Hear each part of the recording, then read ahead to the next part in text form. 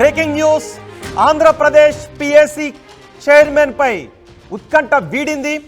PSC chairman గా పులవర్తి రామాంజనేయులు ఎన్నికయ్యారు. Committee సభ్యులుగా శ్రీరామ్, రాజగోపాల్, బివి జయనాగేశ్వర్ రెడ్డి, అరిమిల్లి రాధాకృష్ణ, అశోక్ రెడ్డి, బూర్ల ఆంజనేయులు, నక్కా ఆనంద్, కోళ్ల లలిత కుమారి, విష్ణు కుమార్ రాజు ఎన్నికయ్యారు. అయితే అధికారికంగా ప్రకటించాల్సి ఉంది. మొత్తం సభ్యుల వివరాలు మాత్రం అధికారికంగా ప్రకటించారు. రామాంజనేయులు చైర్మన్గా, రామాంజనేయుల పేరు చైర్మన్గా అఫీషియల్గా ఇంకా అనౌన్స్ చేయాల్సిన అవసరం ఉంది. గతంలో ఉన్న సంప్రదాయాలకు వ్యతిరేకంగా ఈసారి పిఎస్సి చైర్మన్కు ఎన్నిక నిర్వహించారు. పెద్దిరెడ్డి కూడా నామినేషన్ వేశారు. అయితే వైసీపీ ఆ తర్వాత ఎన్నికను బహిష్కరించింది. నిజానికి ఇప్పటి వరకు సంప్రదాయంగా వస్తున్న విధానం ప్రకారం ప్రతిపక్ష నేతకు, ప్రతిపక్ష ఎమ్మెల్యేలకు, ప్రతిపక్ష సభ్యుడికి పిఎస్సి చైర్మన్ని ఇస్తూ ఉంటారు. ఏకగ్రీవంగా పిఎస్సి చైర్మన్గా ప్రతిపక్ష నేతనే ఎన్నుకుంటూ ఉంటారు, ప్రతిపక్ష పార్టీకి చెందిన నేతనే ఎన్నుకుంటూ ఉంటారు. కానీ ఈసారి మాత్రం ఆంధ్రప్రదేశ్ అసెంబ్లీలో పబ్లిక్ అకౌంట్స్ కమిటీ చైర్మన్ పదవికి ఎన్నికను నిర్వహించారు. వైసీపీ నుంచి కూడా పెద్దిరెడ్డి నామినేషన్ వేశారు. కానీ ఆ తర్వాత చైర్మన్ ఎన్నికకు వైసీపీ బహిష్కరించింది, వాకౌట్ చేసింది, అసెంబ్లీ నుంచి వెళ్ళిపోయారు. ఆ తర్వాత ఎన్నిక నిర్వహించగా రామాంజనేయులను ఎన్నుకున్నారు. రామాంజనేయుల పేరును మాత్రం ఇంకా అనౌన్స్ చేయాల్సిన పరిస్థితి మనకి కనిపిస్తోంది. ఇప్పటి వరకు ఉన్న సంప్రదాయానికి వ్యతిరేకంగా ప్రస్తుతం ఎన్నిక నిర్వహించడంతో వైసీపీ కూడా ఆగ్రహాన్ని వ్యక్తం చేస్తుంది. సహజంగా ప్రతిపక్ష పార్టీ సభ్యునికి మాత్రమే ఈ పిఎస్సి చైర్మన్ పదవిని ఏకగ్రీవంగా కట్టబెడుతూ ఉండే సంప్రదాయం ఇప్పటి వరకు వస్తూ ఉంది. గతంలో కూడా పయ్యావుల కేసుకు పిఎస్సి కమిటీ చైర్మన్ పదవిని ఇచ్చారు. కానీ ఈసారి మాత్రం ఎన్నికను నిర్వహించడంతో పెద్ద ఎత్తున చర్చనీయాంశంగా మారింది. పులవర్తి రామాంజనేయులు పేరును అధికారికంగా ఇంకా ప్రకటించాల్సిన పరిస్థితి మనకి కనిపిస్తుంది. మా ప్రతినిధి కృష్ణమోహన్ ఉన్నారు పూర్తి సమాచారం అందించడానికి. కృష్ణమోహన్, ఎన్నిక ఎలా జరిగింది? అసలు అసెంబ్లీలో ఈ రోజు జరిగిన మొత్తం ప్రక్రియ ఏంటి? బేసిక్ గా ఈ 3 కమిటీలకు సంబంధించి ఎన్నికలు అయితే ఇప్పుడు లేదు. 1967 తర్వాత జరిగిన ఎన్నికల్లో మొదటిసారిగా ఈ 3 కమిటీలకు, పిఎస్సి కావచ్చు, అంచనాల కమిటీకి కావచ్చు, లేకపోతే ప్రభుత్వ రంగ సంస్థల సమితి కమిటీకి కావచ్చు, ఈ 3 కమిటీలకు ఎన్నికలు అయితే నిర్వర్తించారు. 175 మంది ఎమ్మెల్యేల్లో ఈ మార్నింగ్ ఉదయం నుంచి మధ్యాహ్నం 1 గంట వరకు కూడా కమిటీలో ఉన్న ఎమ్మెల్యేలందరూ కూడా ఈ ఎన్నికల్లో పాల్గొనాలి. అయితే ఈ ఎన్నికలకు సంబంధించిన వ్యవహారంలో మొదటగా నిన్న వైసీపీ ఎన్నికలకు సంబంధించి వాళ్ళు కూడా మేము రంగంలో ఉంటాం అనే దాంట్లో పిఎస్సి చైర్మన్ గా కమిటీకి నామినేషన్లు దాఖలు చేసిన పరిస్థితి అయితే ఉంది. పెద్దిరెడ్డి రామచంద్రారెడ్డి దాఖలు చేశారు.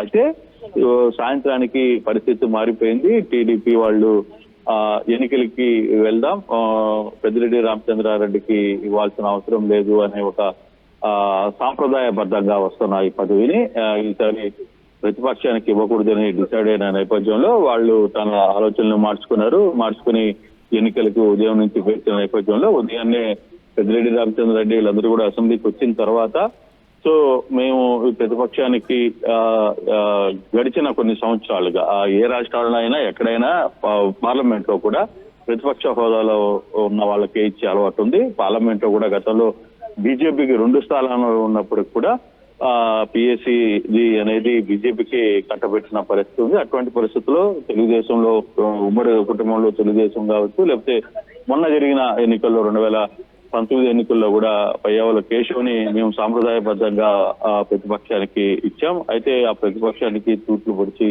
వీళ్ళు ఎన్నికలు నిర్వహిస్తున్నారు కాబట్టి మేము ఆ ఎన్నికలకి బాయ్కాట్ చేస్తూ వెళ్ళామనేది టీడీపీ చెప్తున్న పరిస్థితి. అయితే ఇప్పుడు ఈ 175లో 11 మంది ఎమ్మెల్యేలు, వైసీపీ ఎమ్మెల్యేలు గైర్హాజరయ్యారు, బాయ్కాట్ చేశారు. తర్వాత మిగతా 163 ఎమ్మెల్యేలు 162 మంది ఎమ్మెల్యేలు తమ ఓట్ల హక్కును వినియోగించుకున్న పరిస్థితి మనం చూసాం. దీంట్లో అయితే ఒకటి, పిఎస్సి కమిటీ చైర్మన్ గా ఇప్పటి వరకు ఎవరిని అధికారికంగా ప్రకటించలేదు రోహిత్.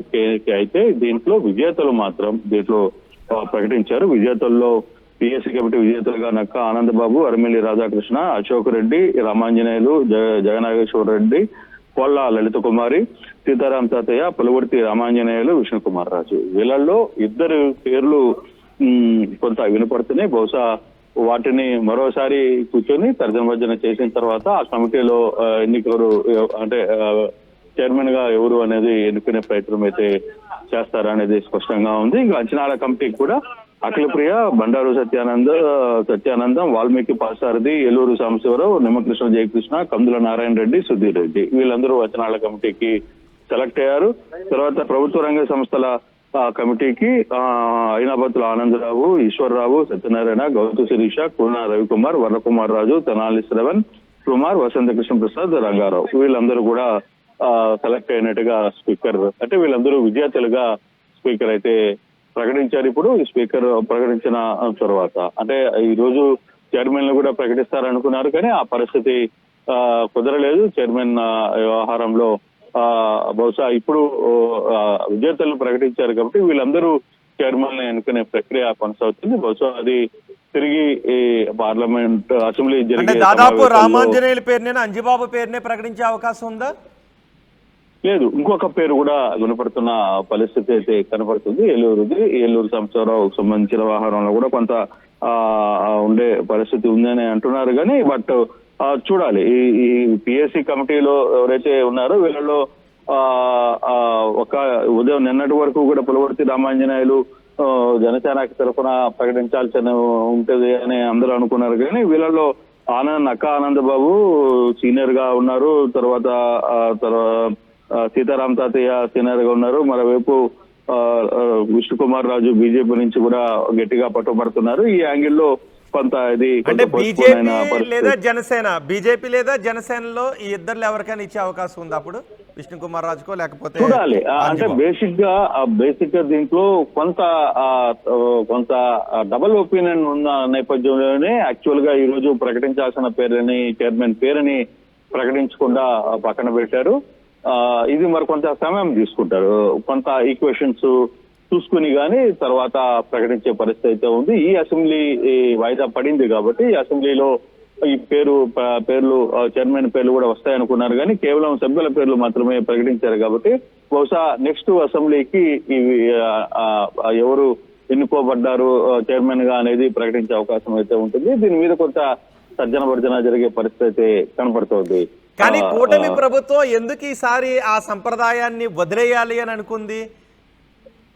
అంటే బేసిక్ గా దీంట్లో రెండు ఇష్యూస్ ప్రధానంగా ఏంటంటే వైసీపీ తరఫున పెద్దిరెడ్డి రామచంద్రారెడ్డి పేరు రావడంతో పెద్దిరెడ్డి రామచంద్రారెడ్డికి పిఎస్సి చైర్మన్ ఇస్తే ఇక చంద్రబాబుకి అది PSC chairman cabinet rank, PSC chairman పదవికి మాత్రమే క్యాబినెట్ హోదా ర్యాంక్ ఉంటుంది.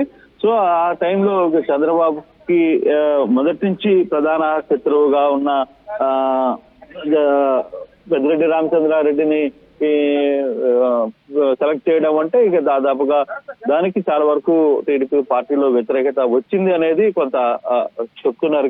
కానీ మామూలుగా అయితే ఎవరైనా సరే అక్కడ ప్రతిపక్షంలో ఎవరైతే ఉంటే వాళ్ళకి హ్యాండ్ ఓవర్, వాళ్ళకి ఆ పదవిని ఇచ్చేయడం పరిపాటి. కానీ రెగ్యులర్ గా జరిగే ఈ ప్రాసెస్ ని మాత్రం ఈసారి టీడీపీ దాన్ని ఫాలో కాలేదు. టీడీపీ వాదన మరో విధంగా ఉంది. కనీసం దానికి 18 మంది సభ్యులు ఉండాలి. మేము గతంలో 23 మంది సభ్యులు ఉన్నాం కాబట్టి మాకు పయ్యావుల కేశవులకు ఇచ్చారు. ఇప్పుడు వీళ్ళు 11 మంది ఉన్నారు కాబట్టి దానికి వర్కౌట్ కాదు అనే వాదనని ఇప్పుడు కొత్తగా తీసుకుంటున్నారు. కానీ వైసీపీ ఏం చెప్తుంది, గతంలో 2-3 ఉన్న సందర్భంలో పార్లమెంట్ లో సైతం ప్రతిపక్షానికే ఇచ్చిన పరిస్థితి ఉంది. చాలా ప్రాంతాల్లో, చాలా రాష్ట్రాల్లో కూడా అదే పరిస్థితి జరుగుతుంది. కానీ ఈసారి ఆ సాంప్రదాయానికి టీడీపీ తూట్లు పొడిచింది అనేది వీళ్ళు వైసీపీ చెప్తున్న పరిస్థితి. కానీ ఏదేమైనా జరిగిన పిఎస్సి కమిటీలో విజేతలు మాత్రమే ప్రకటించిన పరిస్థితి. అలాగే కమిటీ పేరు కూడా దాంట్లో కూడా విజేతలను ప్రకటించారు. ప్రభుత్వ రంగ సంస్థల సమితి కమిటీలో కూడా దీంట్లో కూడా పేర్లు అయితే ప్రకటించిన పరిస్థితి. దీంతో 16వ శాసనసభ సమావేశాలు ముగుస్తున్నట్టుగా స్పీకర్ ఈ విజేతల పేర్లను ప్రకటించి స్పీకర్ అయిన పాత్రుడు సభను నిర్వాధక వాయిదా వేసిన పరిస్థితి కనబడుతుంది. Right Krishnamohan, Andhra Pradesh public accounts committee chairman కోసం జరిగిన ఎన్నిక ఫలితాలు వచ్చాయి. పిఎస్సి కమిటీ చైర్మన్గా పులవర్తి రామాంజనేయులను ఎన్నుకున్నట్టుగా తెలుస్తోంది. అయితే ఇంకా అధికారికంగా మాత్రం ప్రకటించలేదు. సభ్యులుగా ఎన్నికైన వారి వివరాలు కూడా నేను ఇప్పుడు మీకు చెప్పబోతున్నాను. బివి జయనాగేశ్వర్ రెడ్డి, రాజగోపాల్, అరిమిల్లి రాధాకృష్ణ, అశోక్ రెడ్డి, బూర్ల ఆంజనేయులు, నక్క ఆనంద్, కోళ్ల లలిత కుమారి, విష్ణుకుమార్ రాజు ఎన్నికయ్యారు. కానీ కమిటీ చైర్మన్ ఎవరు అనేది మాత్రం ఇంకా అనౌన్స్ చేయలేదు. పెద్దిరెడ్డి రామచంద్రారెడ్డి ఆయన కూడా నామినేషన్ వేసినప్పటికీ నిజానికి 20 మంది ఎమ్మెల్యేల మద్దతు ఉండాలి. కానీ వైసీపీకి కేవలం 11 మంది ఎమ్మెల్యేల మద్దతు ఎక్కడ కనిపించింది. దీంతో వైసీపీ ఎన్నికలను వైసీపీ బహిష్కరించింది. ఇప్పటి వరకు వస్తున్న సంప్రదాయం ప్రకారం ప్రతిపక్ష పార్టీకి చెందిన సభ్యులకు ఏకగ్రీవంగా పిఎస్సి చైర్మన్ పదవిని కట్టబెట్టడం ఆనవాయితీగా వస్తుంది. కానీ ఈసారి మాత్రం ఆంధ్రప్రదేశ్ ప్రభుత్వం ఈ ఆనవాయితీకి తిలోదకాలు ఇచ్చేసింది. ఎన్నిక నిర్వహించడానికే మొగ్గు చూపింది. దీంతో పెద్దిరెడ్డి రామచంద్రారెడ్డి నామినేషన్ వేసినప్పటికీ కూడా వైసీపీకి ఆ పదవి దక్కలేదు. అయితే పిఎస్సి చైర్మన్ ఎవరు అనేది మాత్రం ఇంకా అనౌన్స్ చేయలేదు. మరికొద్ది రోజుల్లో అనౌన్స్ చేసే అవకాశం ఉంది. కానీ ఇప్పుడు మాత్రం అసెంబ్లీ నిరవధికంగా వాయిదా పడింది.